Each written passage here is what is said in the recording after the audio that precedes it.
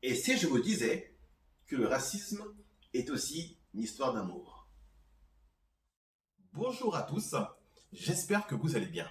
Je suis très heureux de vous recevoir aujourd'hui pour cette nouvelle vidéo, car comme vous le savez, j'ai lancé il y a peu une activité de consultant où j'accompagne les personnes souvent issues de milieux défavorisés ou de personnes qui ont peu de diplômes, comme je l'ai été à mes débuts, mais voir aussi à des personnes beaucoup plus diplômées à avancer dans leur vie et leur permettre d'aller beaucoup plus loin que ce que le destin leur avait réservé. Alors aujourd'hui, sujet très important, je voulais aborder avec vous la discrimination ou le racisme que l'on rencontre plus particulièrement dans le milieu du travail. Je ne vais pas aborder ici le racisme de manière générale, vous savez, le racisme de bistrot, le racisme le plus abject qui soit, vous savez, le racisme de rue. Voilà, c'est pas ce qui m'intéresse aujourd'hui et il y a plein d'autres personnes qui sont là pour le traiter. Moi, je vais me concentrer sur ce que l'on rencontre au travail pour essayer avec vous de voir la manière d'aborder cela, de voir les pièges à éviter et surtout l'aspect psychologique dans lequel il faut être pour passer des fois au-dessus de ça. Comme je vous le disais au tout début, le racisme est beaucoup plus compliqué que cela. Et parfois, le racisme peut être en vérité une histoire d'amour mal intentionnée, une histoire d'amour vache, une histoire d'amour mal comprise. Mais vous allez comprendre pourquoi je vous dis ça. Avant toute chose, il est important de comprendre ce qu'est le racisme. Moi, je me suis longtemps interrogé. J'ai cru, moi aussi, au début, que le racisme était juste une histoire de blancs qui n'aiment pas les noirs, ou de noirs qui n'aiment pas les blancs, ou de chinois qui n'aiment pas les nems, ou de chinois qui ceci, cela. Non, c'est beaucoup plus important, beaucoup plus profond que ça, le vrai racisme. Pour commencer, je vais vous faire part d'une histoire qui m'est arrivée. J'étais au Sénégal il y a plusieurs années. J'étais parti voir ma sœur qui travaillait à l'époque. Et au Sénégal, vous avez beaucoup de personnes d'origine libanaise qui sont des hommes et des femmes d'affaires très, très doués. Ils ont là-bas beaucoup de commerce, beaucoup d'affaires. Et en me promenant dans certains magasins, j'en ai rencontré. Et ce qui m'étonnait, il y avait déjà un ton de supériorité. Vous savez, une dame est venue me parler en pensant que j'étais sénégalais et certainement employé d'un magasin. Elle m'a parlé, mais sur un ton, enfin, vous savez, méprisable. Vous vous sentez méprisé, vous vous sentez, on vous prend pour un moins que rien. J'ai beau lui expliquer, lui dire, madame, je suis moi aussi touriste tout comme vous. Oh, elle m'a même pas répondu avec un dédain, genre, voilà, toi l'Africain, enfin, comment oses-tu me parler? Enfin, c'était vraiment comme ça que je l'ai senti, d'accord? C'est, encore une fois, pas de généralité. Il n'est pas question de dire que tout le monde est comme ça. Je parle de mon histoire et chacun dans son histoire va ressentir des choses. Cela n'est pas arrivé qu'une seule fois, hélas. Il y avait systématiquement là ce ton de supériorité que je sentais et ce ton méprisable. D'autant plus que j'avais entendu des histoires assez étonnantes où les Libanais à cette époque-là, enfin, il était hors de question de se marier avec des Sénégalaises, enfin, de se mélanger, quoi. Donc, moi, ça commençait à créer un sentiment assez négatif, je dois l'avouer, parce que je ne comprenais pas que des personnes viennent et sont accueillies dans un pays, ils viennent y prendre l'argent et faire fortune, mais tout en méprisant les Sénégalais qui étaient sur place. Et ça arrive plusieurs fois avec des histoires assez étonnantes. Et le mépris que j'ai ressenti m'a fait développer un sentiment, un peu de détestation. En me disant, mais attends, pour qui ils se prennent? Et je me suis dit que, mais si j'étais un homme politique sénégalais, j'aurais dit, écoutez, ces gens-là, s'ils ne respectent pas le pays, s'ils n'aiment pas le pays, eh bien qu'ils s'en aillent. Foutez-les dehors. Ils ne vont pas venir prendre notre argent et nous mépriser. Et c'est là, mes amis, qu'est la première erreur. Parce que déjà, j'ai généralisé. Euh, c'est très difficile de ne pas généraliser. C'est très difficile d'avoir ce détachement-là. Et bien sûr, loin de moi l'idée de dire que tous les Libanais étaient comme ça. Mais parce que quelques-uns m'ont donné cette mauvaise impression, je me suis radicalisé. Je me suis radicalisé et j'ai eu le même discours, vous rendez-vous compte, que les partis assez extrêmes en France ou dans d'autres pays, en fait, qui tiennent le même discours, mais discours qui a été transposé au Sénégal. Ce n'était pas la France avec les étrangers, mais c'était le Sénégal avec les étrangers. Je me suis beaucoup interrogé sur ce que j'ai ressenti. Pourquoi je l'ai ressenti? Et pourquoi est-ce que j'ai pu avoir cette idée-là? Je me suis beaucoup interrogé du fait que j'ai ressenti cela. Mais en vérité, je me suis rendu compte que ce sentiment que j'ai eu de rejet de l'autre n'est pas né d'un sentiment de haine que j'avais envers eux, mais en vérité d'un sentiment d'amour que j'avais envers les Sénégalais qui m'avaient reçu, qui m'avaient fait passer de très bonnes vacances.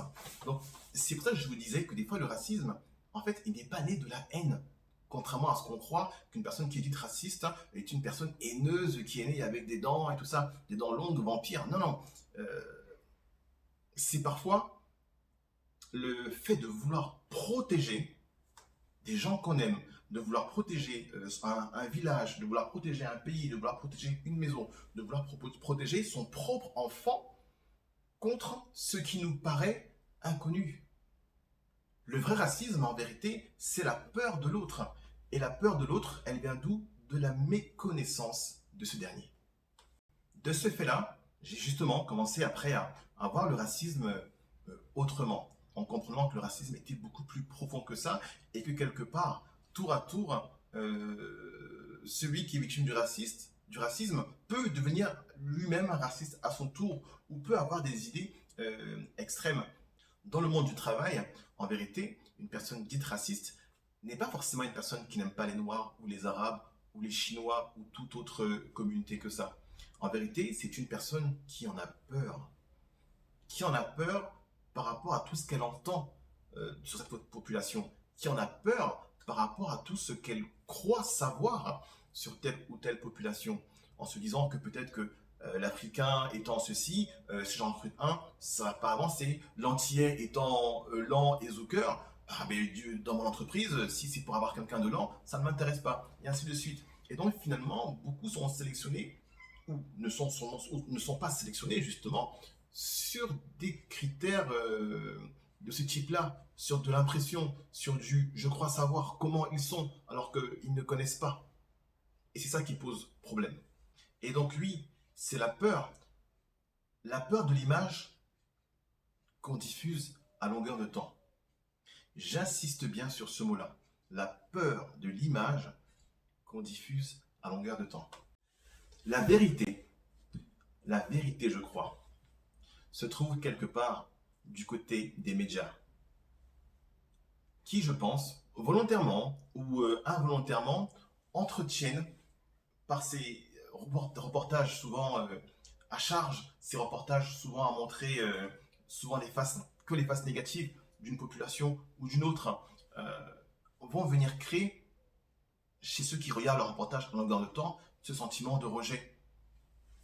À force de voir une population de manière négative, vous allez commencer à dire oui mais attendez, c'est pas beau ça, c'est dégueulasse, c'est ceci, cela. Donc c'est, je crois, une partie de ces médias-là qui favorisent la mauvaise image qu'on peut avoir sur tel type de population. Et je vais accompagner ce que je viens de vous dire d'un exemple. Moi j'avais une amie qui pourtant avait accès à la culture, la télévision, Internet et tout ce genre de choses. Et bien cette fille-là, un jour, je lui dis, voilà, pendant les vacances, je vais me rendre dans mon pays, au Cameroun. Et je vais prendre l'avion. Donc déjà, elle s'étonne du fait que, tiens, tu vas au Cameroun en avion, je ne savais pas qu'il y avait des aéroports en Afrique. On est sur une personne qui a vécu en France toute sa vie. On n'est pas sur une personne qui a vécu sur Jupiter, sur la Lune. Après, je l'informe que, voilà, non, il y a des aéroports, il y a des infrastructures, il y a des immeubles, il y a des hôtels, enfin, il y a plein de choses. Et elle s'étonne vraiment parce qu'elle, elle pensait que, en fait, l'Afrique, c'était la savane constamment. Elle pensait que quand tu arrives dans mon pays, tu es en mode Kirikou. Mais à tel point qu'elle pensait que quand j'arrivais, j'enlevais mes habits européen, en gros, et que je m'habillais soit avec un boubou, soit avec des habits en paille de type pygmée, et que j'allais voir mes parents dans les huttes. Mais véridique, c'est vraiment ce qu'elle pensait. Alors vous allez me dire, ce genre de personne, c'est de sa faute, elle a accès à Internet, elle a accès à la culture, tout ça. Mais c'est là qu'on se trompe, vous savez, la plupart des gens vont prendre ce qu'on leur dit, la plupart des gens vont prendre l'information de manière brute. Vous allez regarder un reportage sur un 2, vous allez regarder un reportage sur tel ou tel sujet, et bien vous allez le prendre par gens comptant. Vous n'allez pas systématiquement, à chaque fois que vous allez avoir l'information, aller voir sur Google, est-ce que c'est vrai, est-ce que c'est faux, est-ce que c'est vrai, est-ce que c'est faux. C'est, ah, France 2, ils ont fait un reportage, TF1 fait un reportage, on l'a montré ici, donc c'est ça, point. Donc cette fille-là, au départ, j'en ai un peu voulu au fond de moi en me disant, mais c'est quand même méprisant, donc en fait, tu me prends pour un sauvage, quoi. Mais je me suis rendu compte que ce n'est presque pas sa faute. Car je vous pose une question, mes amis. Combien d'entre vous ont déjà vu un reportage positif sur l'Afrique? Que ce soit l'Afrique noire, que ce soit l'Afrique du Nord, chez les Arabes, les Marocains, les Algériens, les Tunisiens, tout ça. Alors oui, bien sûr, oui. On a déjà vu un reportage, on va vous nous montrer un vieux village au fin fond de la savane, au fin fond de la forêt, où on vient nous installer un puits en disant, en gros titre, l'Afrique se modernise. On a installé un puits, ils pourront boire de l'eau et nourrir les vaches. Ça, c'est ce genre de reportage, il y en a à foison. Ou les aides humanitaires, vous allez voir, comme à l'époque, les types Bernard Kouchner ou d'autres qui, certainement dans une bonne intention, mais couraient des sacs de riz, tenez, voilà, du bon riz pour les Africains, la famine, tout ça. Mais si on ne montre que ce côté-là, on ne va développer que le mépris ou la pitié d'une population. Forcément. Mais savez-vous qu'en Afrique, il y a des milliardaires? Savez-vous qu'en Afrique, il y a des success stories? Savez-vous qu'il y a des gens qui, pour rien au monde, ne prendraient des bateaux pour mourir dans la mer, pour aller en Italie, pour aller à Calais, pour passer des frontières? Savez-vous qu'il y a, j'allais dire presque autant de personnes qui reviennent en Afrique que des personnes qui s'en vont? Mais si, à longueur de temps, vous allez montrer les migrants, les ceci, les cela, forcément, vous cultivez une image négative d'une population. C'est pourquoi je crois que ces reportages ont toujours montré une Afrique sale, une Afrique malade, une Afrique en souffrance, une Afrique épidémique, génère dans l'imaginaire des gens ce côté négatif et ce rejet des fois qu'ils ont des minorités et même des recruteurs qui sont des personnes diplômées, souvent de haut niveau, malgré tout ça, malgré leur culture, vont parfois être influencés par cela, par ce qu'ils croient savoir, par ce qu'on leur dit d'une telle population. À montrer tout le temps que des banlieues qui brûlent, que des personnes qui n'arrivent pas à aligner deux mots français à capuche tout le temps. Mais il faut pas croire que ces gens-là représentent qui que ce soit. Ils ne se représentent que eux-mêmes. Faut pas croire que toute la banlieue n'est peuplée que de gens comme ça. J'étais en banlieue, moi, j'étais à côté de ces gens-là. Je sais pas pour autant que je suis devenu comme eux. Mais par contre, j'aurais pu être mis, et j'ai souvent moi-même été mis, dans le même carcan que ces gens-là, parce que j'habitais dans les Yvelines, parce que j'habitais au Mureau. Donc, quelques individus ont noirci tout le tableau et empêché tous les autres d'avancer. Parce qu'on s'est dit, parce qu'on a catégorisé. Et c'est la chose justement à ne pas faire. J'ai déménagé dans le nord de la France, pour des raisons familiales, du côté de Douai, pas loin de Lille, tout ça, Arras, tout ça. J'ai pris une grande maison, un manoir. Il fait presque 300 mètres carrés. Euh, Quand tu arrives chez moi, ça fait bourgeois, il n'y a pas de problème. Hein. On dit, tiens, ça se passe très bien ici. En plus, il y a la Mercedes garée devant. Enfin, vraiment tout le contexte qui donne l'assentiment qu'on est chez quelqu'un pour qui tout se passe bien. Parfois, les voisins venaient me voir. Figurez-vous que chacun m'a demandé si j'étais footballeur.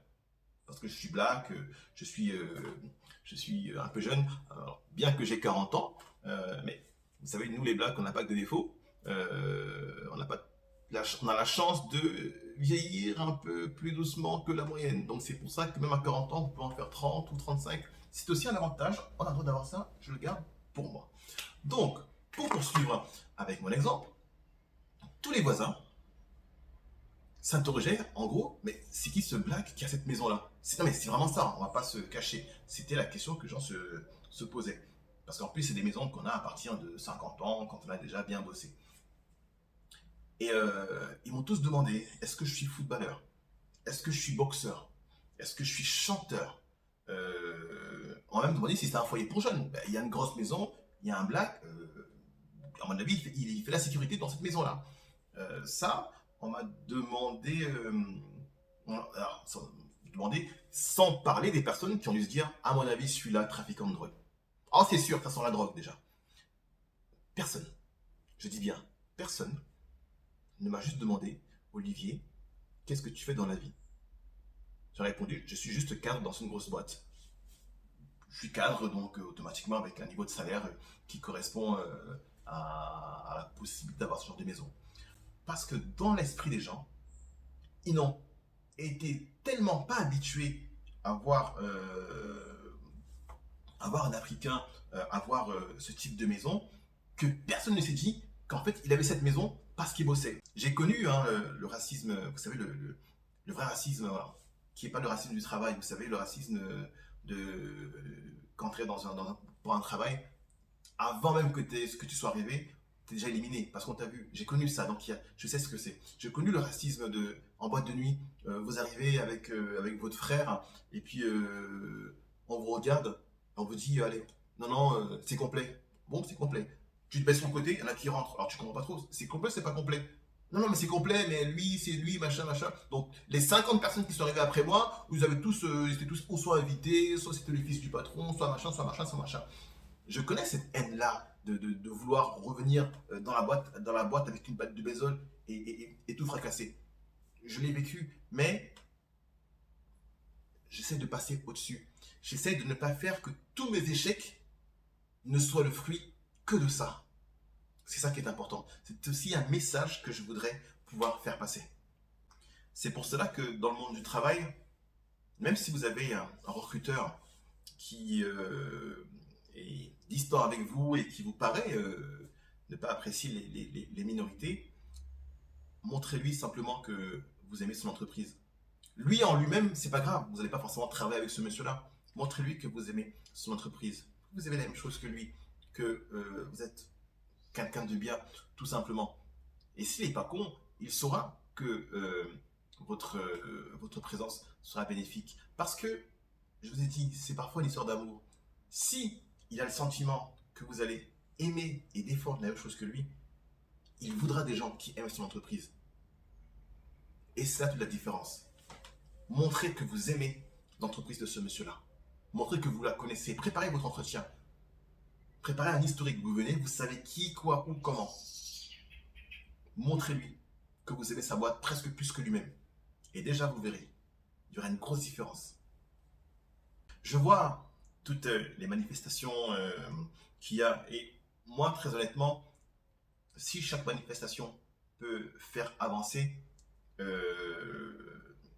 la cause des minorités, mais pas que la cause des minorités, parce que il faut que le combat, quand on va au combat contre le racisme,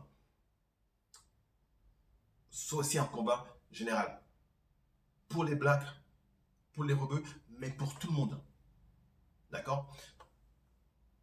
Il y a aussi, et c'est un sujet assez vaste, certains le refusent, il y a aussi un racisme anti-blanc, il ne faut pas se le cacher. Donc il faut que le combat du racisme ne se focalise pas que sur une seule population, mais qu'il englobe tout le monde.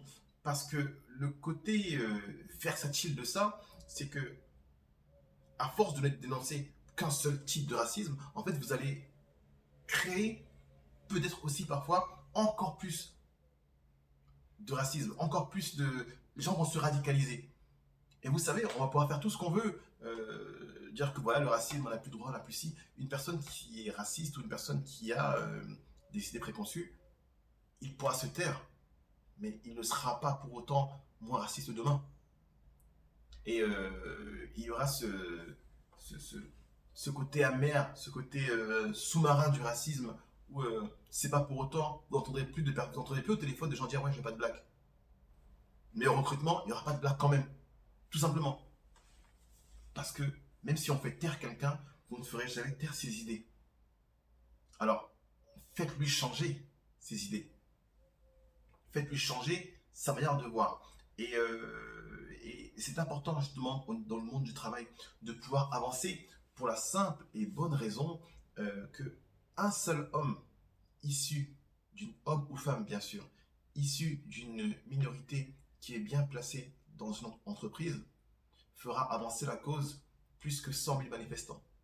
Autre chose qui, à mon sens, est aussi très important, il faut que nous, en tant que minorité, en tant que personne africaine, qu'on soit un noir, arabe, antillaise ou autre chose, il faut qu'on puisse se regarder droit dans un miroir. Parce que trop souvent aussi, je trouve que beaucoup se servent trop du racisme pour justifier leur propre échec. Que si j'ai échoué, c'est parce qu'il y a ceci. Si j'ai échoué, c'est parce que j'étais victime de ça. Je ne dis pas que ça n'existe pas, hein. Je l'ai dit tout à l'heure, bien sûr qu'il y a ça. Mais ça ne doit pas être la raison de tous les échecs. Moi, j'en ai rencontré du racisme, j'ai rencontré des personnes qui ne voulaient pas de moi. Mais c'est pas grave, ils ont fermé la porte, vous passez par la fenêtre. Si tu postules à 2-3 postes par mois et tu dis qu'il n'y a pas de boulot, ben, je suis désolé, là c'est pas la faute du recruteur, la faute de qui d'autre, c'est ta faute à toi. Tu dois te lever et te battre, d'accord? Pour avancer, pour avoir tout ce que j'ai eu, on m'a rien donné, hein. On ne m'a rien donné, moi, d'accord? Je me suis même fait licencier à plusieurs reprises de différentes boîtes, mais pourtant, en se battant, tu obtiens, tu avances, d'accord? Nous aussi, j'entends souvent qu'on se plaint du racisme, mais des fois, attention mes amis, je l'ai dit, nous en tant qu'Africains, on doit aussi se regarder dans une glace. On est souvent là, fraternité dans les cités noires et arabes. Et vous savez très bien aussi que si tu es noir, tu ramènes une fille arabe dans la famille, on va la regarder avec des gros yeux, et vice-versa. Une famille arabe, si vous ramènez un black, il faut qu'il monte pas de blanche, le mec, pour passer des barrages. Donc c'est bien beau aussi, mais c'est aussi là, à nous, notre rôle, quand on demande aux gens de nous accepter, c'est aussi être capable d'accepter d'abord son propre voisin. Dans les mariages entre Africains, d'être Ivoirien, vous ramenez une Congolaise, on va vous dire ah, mais t'as une Congolaise, ils sont comme ci, ils sont comme ça. Des fois, t'es Camerounais, tu ramènes un Ivoirien, on va vous dire ah, mais t'as pris un Ivoirien, c'est des ceci, c'est des cela. Mais on va dire exactement la même chose que ce qu'on reproche aux autres.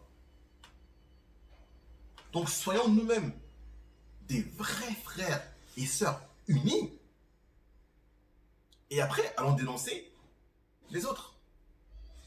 Mais nous avons, nous aussi, en se regardant droit dans les yeux, notre pain noir à manger, et nous avons, nous aussi, notre combat entre frères et sœurs déjà à mener pour éradiquer, des fois, le racisme qu'il y a entre nous. Et autre chose, vous savez, j'ai entendu, on a tous vu ces statues qu'on déboulonne, qu'on casse, que les gens veulent enlever. Très honnêtement, les statues, laissez-les là où elles sont. Jamais n'enlever l'histoire d'un pays. Aussi négative ou sanglante ait-elle pu être, l'histoire d'un pays, c'est ce qu'il fait, ce qu'il est aujourd'hui. Enlever ces statues, c'est renier l'histoire de la France. Moi, vous savez, ces statues-là, de personnes qui ont fait commerce d'esclaves, ces personnes qui ont emmené la haine, moi aujourd'hui, je crois que c'est elles qui sont condamnées à perpétuité. Cette statue a pris perpétuité pour la simple et bonne raison qu'elle est condamnée pour l'éternité dans une place statuifiée à contempler les va-et-vient de toutes les minorités qu'elles ont toujours combattues. Si on leur avait dit il y a 200 ans que ta statue verra passer tous ces immigrés, tous ces noirs, tous ces arabes, tout ça, et que tu seras planté là à les regarder, mais il leur a dit jamais, je passe statut. C'est lui qui est condamné à perpétuité. C'est pas nous, c'est pas toi. Donc laissez-la la statue. Au contraire, passez devant elle, touchez-la avec fierté en disant, tu as voulu m'éradiquer, mais je suis là, mon ami. Et tu es condamné à me regarder pour l'éternité. Laissez-les là, les statues. C'est l'histoire. Et un pays sans son histoire n'est pas un pays. Merci de votre attention. On se retrouve pour d'autres vidéos, voilà, des vidéos d'entretien en caméra cachée que j'ai préparées à poster prochainement. Pour là aller plus loin, là maintenant on n'est plus dans la théorie, on est dans du vrai, comment on fait l'entretien, comment on l'aborde, comment ça se passe, qui, quoi, où, comment, où et donc hors Nicard. D'accord? Portez-vous bien mes amis, une très bonne fin de journée et à bientôt.